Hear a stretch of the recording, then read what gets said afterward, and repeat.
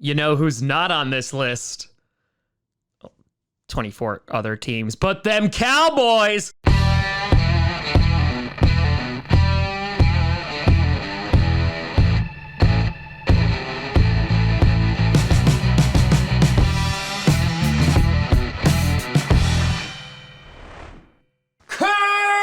Grossi Packer Nation.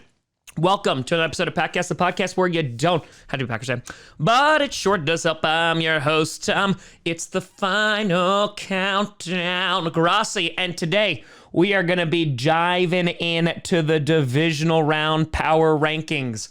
Only 8 teams remain after the wild card weekend, and we got the best of the best. So let's break it down and see which team is number one heading into the next round of the playoffs. Starting off with number 8, you got the kitty goes meow, Cincinnati Bengals. The Bengals able to knock off the Vegas Raiders, their first playoff win in 30 years. First of all, a big congratulations to the Cincinnati Bengals. That is a franchise that 100% deserves it. And for them to just go from just horrible, then their franchise QB that they just drafted gets injured, and then a year later, in his second year, in his sophomore year, to lead that team to the playoffs and a divisional title, just honestly incredible. Now, here's the thing. Burrow was great. Jamar Chase couldn't be stopped. He was good on the ground. He had 116 yards through the air. Unstoppable. They had 20 points in the first half, and it looked like, oh, maybe that this is going to just be a runaway. The issue was that they only scored 6 in the second half, and the Raiders nearly came back. So that 100% is concerning here. Now, the Raiders are a playoff team as well, but I think we could all admit that they were definitely not the strongest team heading into the playoffs. In fact, they were probably one of the lower 3. So for the Bengals, it's great that they got a win because, listen, they're 2 away from going to the Super Bowl, and they absolutely can do it, especially with that offense. But it is a bit concerning that, one, they really didn't get the run game going. Mixon only had 48 yards. On top of that, the fact that they allowed the Raiders to come back and their offense really slowed down, just a bit concerning. The defense had 3 sacks and an interception, so they did absolutely make an impact. And heading into the Titans game on Saturday, the Titans have some weird losses this year, and so it is more than possible that the Bengals are able to take down the Tennessee Titans, especially, I know Derrick Henry's coming back, but who knows what kind of shape he's going to be in. So right now, the Bengals, for me, are ranked the lowest, but that doesn't stop them from potentially going to the Super Bowl. I just think that, I'm just saying that considering their opponent last week wasn't the toughest, and how they almost allowed them to come back, that's why they're at number 8. Number 7, you got the San Francisco 49ers. Went into Arlington, Texas, and said, how about them Cowboys? Oh, yeah.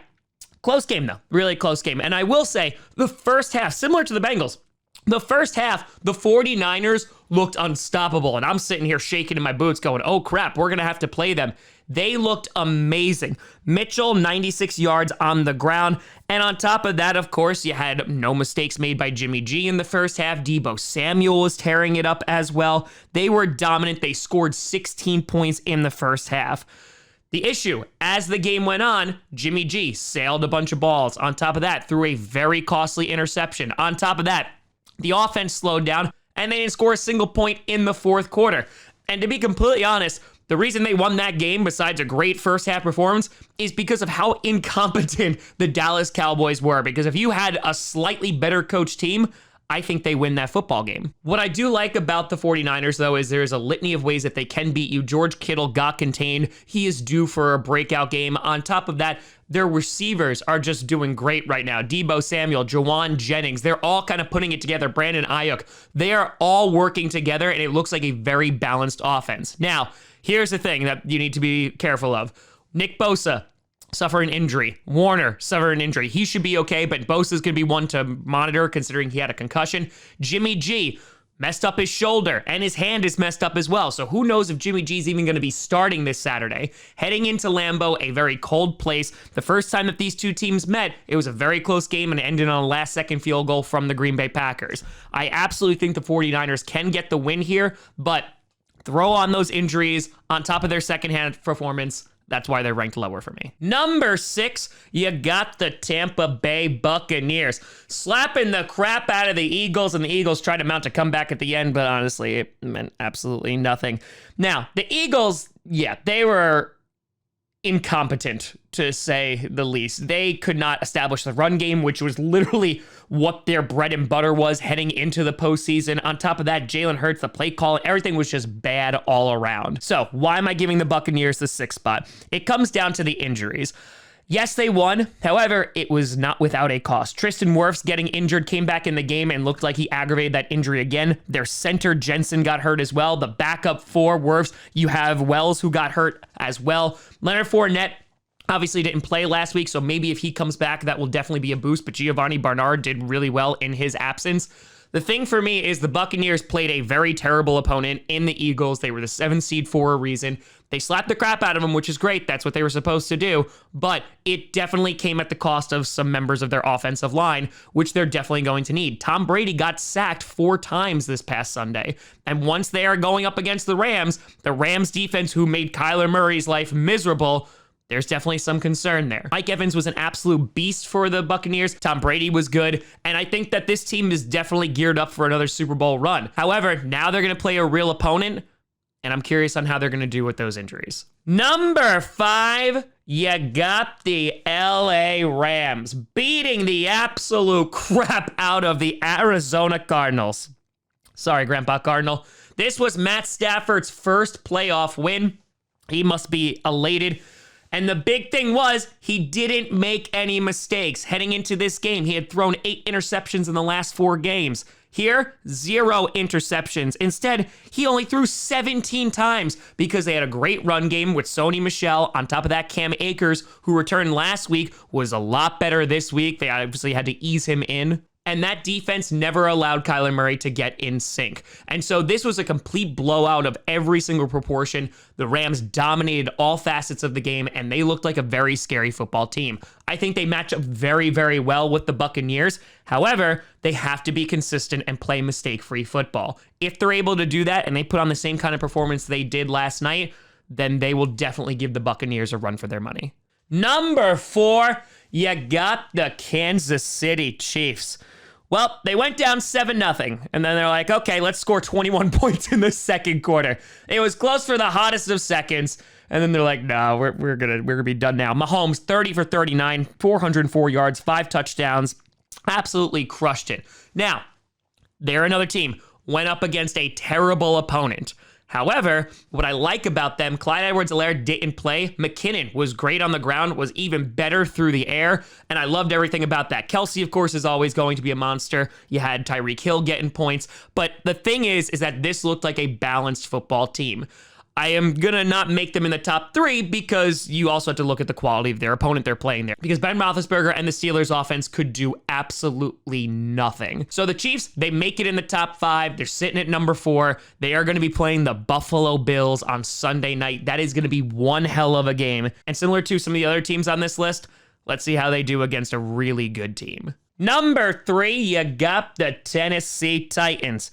Obviously had a bye because they secured that first seed. Derrick Henry slated to return this Saturday, but as I said earlier, who knows what his workload is going to be. However, their run game has been pretty darn good in his absence. They finished the season with 3 straight wins, but again, this team has lost to some weird teams. They're losing to the Jets, they're losing to the Texans, and there's kind of like that nagging feeling of, oh God, are they going to blow one? They are going up against the Cincinnati Bengals, who I think are a beatable football team. However, if that offense, meaning the Bengals, is on, that's going to be problematic. The Titans defense has vastly improved this year. Mike Vrabel is in Coach of the Year conversations, and I think the Titans definitely have what it takes to go to the Super Bowl because they're getting healthy at the right time. The question is, are they going to be able to put it all together?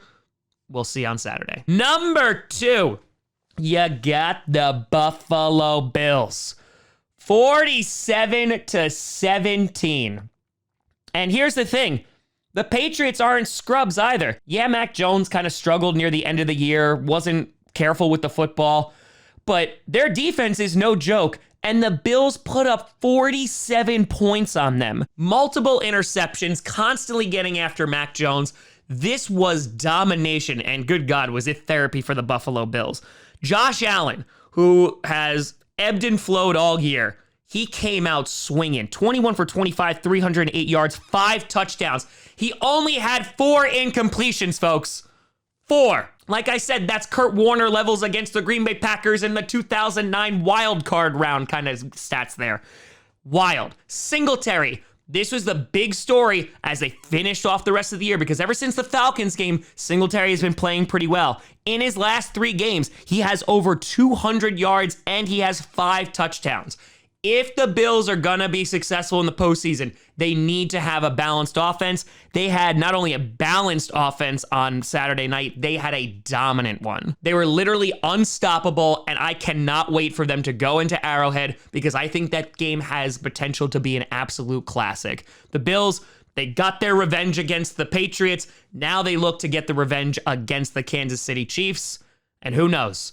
Maybe it's just Buffalo all the way this time. And number 1, you got the Green Bay mother-loving Packers. And I know people are going to be yelling Homer, but Matt LaFleur coming out today. Z has a good chance to play. Jair has a good chance to play. On top of that, David Bakhtiari, they're just taking it day by day with him. Whitney Merciless coming back. He's practicing now. Randall Cobb seems to be on the mend. He's still on IR. They have a chance to activate him. They got to do it by Thursday. The Green Bay Packers are another team. They're getting back a lot of people at the right time.